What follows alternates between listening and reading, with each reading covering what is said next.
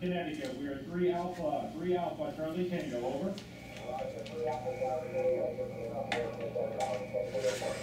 Thank you. 73s, enjoy the time up there. Good luck. You can actually see the logging software. Whiskey 1 Echo Echo, QRZ. Whiskey 1 Echo Echo, QRZ.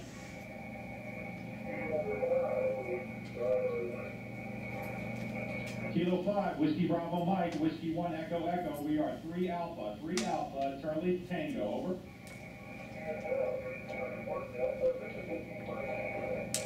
QSL, 1 Delta, Mississippi. Yes. 73, good luck. So I've got a foot pedal to talk, and I'm Echo typing in Echo, as we're coming in.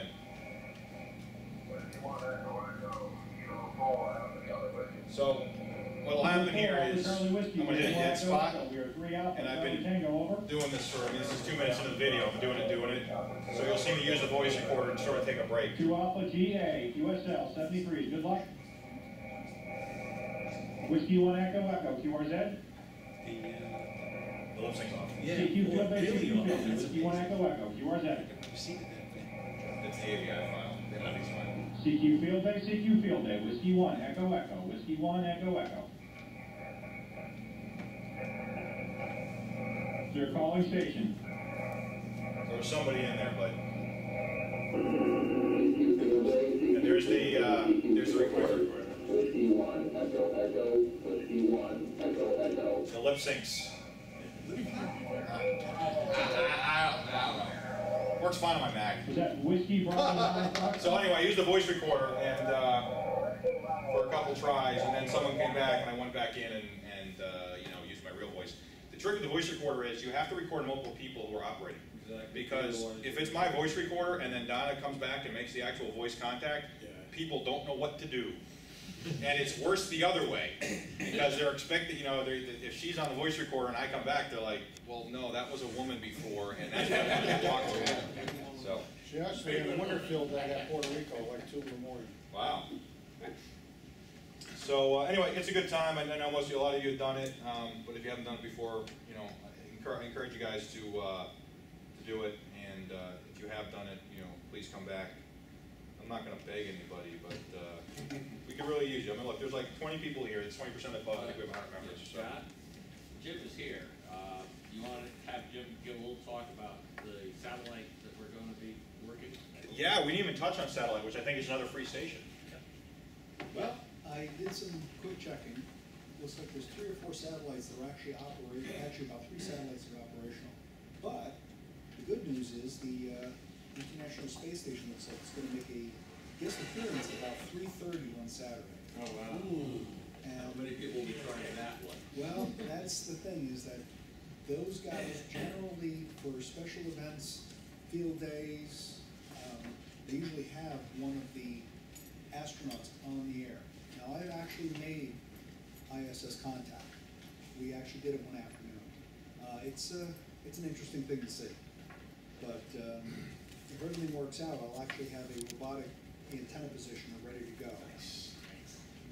So, how often do you do satellite? Professionally, or? Okay, let me rephrase the question. What weekend do you want to go to the observatory to practice and do a demonstration? Actually, let me see how far I get on the robot first. Okay. By hand, there's always the old manual robot.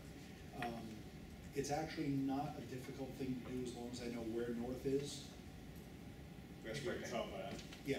And a compass. It's interesting. I'm glad to hear you're going to do it because we've been talking about it.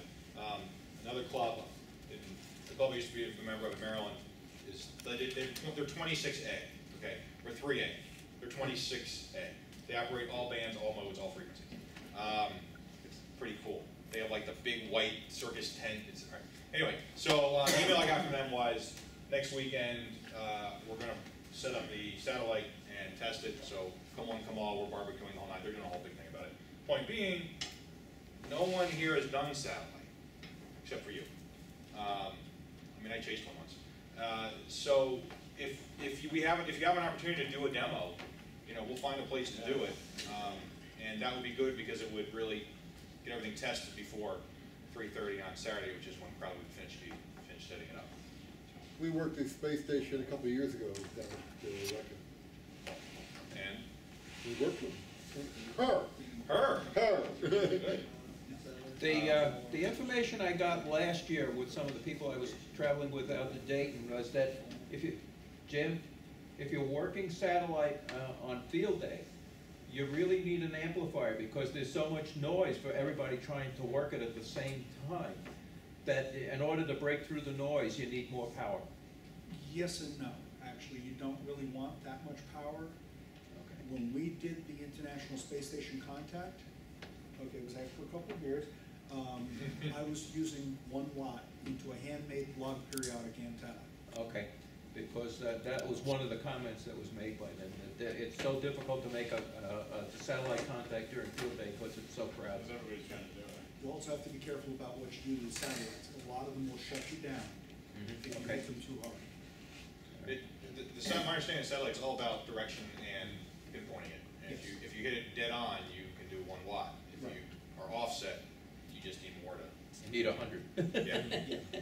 Well, to qualify that, the ISS contact we made, as I said, after a couple of years, and I was holding the antenna going like this, literally, watching the computer with one hand, one eye, and having a friend on the radio making the contact. Cool. Let's, I know Terry's always wanted to do that, and I think a lot of other club members will be excited, so that would be fantastic. The thing about satellite is, it's not, you might sit in a 20-meter tent and make 10 contacts the whole night because it's just a dead band. With satellite, you get 3 chances. Something like that. You have about, the passes are typically about 12 to 13 minutes long. So the International Space Station, as I said, is going to make pass 3:28 in the afternoon on Saturday. And then the next pass is roughly 90 minutes later, but it's so far off angle. That's our 1 shot. Can't be upset if we don't make it, but it'd be pretty cool if we did. Awesome. Any other questions, comments, field day? Yeah. Can we just get a show of hands who's doing a 24-hour shift? Maybe. Maybe. Okay, because it'd be good to have all the tents covered for the graveyard shift as well. So that way we don't, that way we can accumulate points even more so. Yep. I think the key is going to be like getting people to work 7 to 10, 7 to 11. Aren't those 24 operators? So those operators can take a break and then they can work they can work 11 to 5. Right, somebody to fill in while everybody else eats. Yeah. So. By the way, field day. Can you pick them up with your radio, John? Field day is not the last weekend in June this year. It's the 23rd and 24th. The last weekend in June is actually the 30th and the 1st of July. So 23rd, 24th. It's not that far away. 154.13, PL 114. Hey, where are you guys going? So please come and look. I'm looking around the room and There you go. That's great. I'm gonna walk into Lombardo's office and let him hear this. what I found. Looking around the room, and I'm seeing most of you are gonna show up at some point, which is fantastic. And we're like 20% representation of the club. So if you know the club members who aren't here or couldn't make it, who need help getting there, again, just the more people we get, the funner it's going to be. It's great that you all are going to be there, and I'd love to see your faces, but variety would really spice things up a little bit. Gee, thanks. I just found out I got search training in the morning that day. Saturday? Yeah. All right. And I feel they would try to come after. Yeah, come afterwards. Thank you, John. And stay Sunday to strike. To break I'm down. supposed to work the overnights. I want to try to get that swamp, but I don't know if they'll do it. All right. No,